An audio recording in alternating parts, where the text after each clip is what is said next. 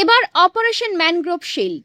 সুন্দরবনের কুখ্যাত ডাকাত মেজর জাহাঙ্গীর বাহিনীর প্রধানকে অস্ত্র ও গোলাবারুদ সহ আটক করেছে কোস্টগার্ড। মঙ্গলবার 12 মে সকালে কোস্টগার্ড মিডিয়া কর্মকর্তা লেফটেন্যান্ট কমান্ডার সাব্বির আলম সুজন এই তথ্য জানিয়েছেন।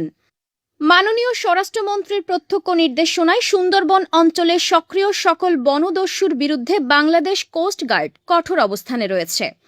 এর অংশ হিসেবে কোস্টগার্ডের নেতৃত্বে operation restore piece in Sundarban এবং অপারেশন ম্যানগ্রোভ শিল্ড নামে দুটি বিশেষ অভিযান পরিচালিত হচ্ছে।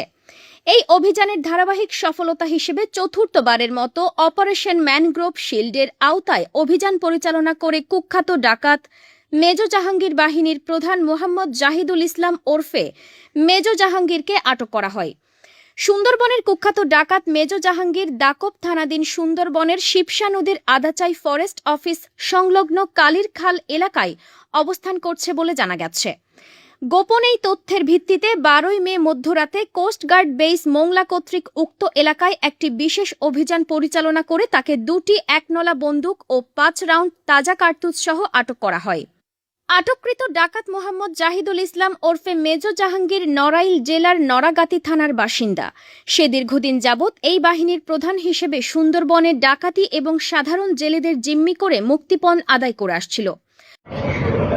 মাননীয় স্বরাষ্ট্রমন্ত্রীর প্রত্যক্ষ নির্দেশনায় সুন্দরবন অঞ্চলের সক্রিয় সকল বনদস্যুর বিরুদ্ধে বাংলাদেশ কোস্টগার্ড কঠোর অবস্থানে রয়েছে। এর অংশ হিসেবে বাংলাদেশ কোস্টগার্ডের নেতৃত্বে operation restore piece in Sundarban এবং অপারেশন ম্যানগ্রোভ শিল্ড নামে দুটি বিশেষ অভিযান পরিচালিত হচ্ছে।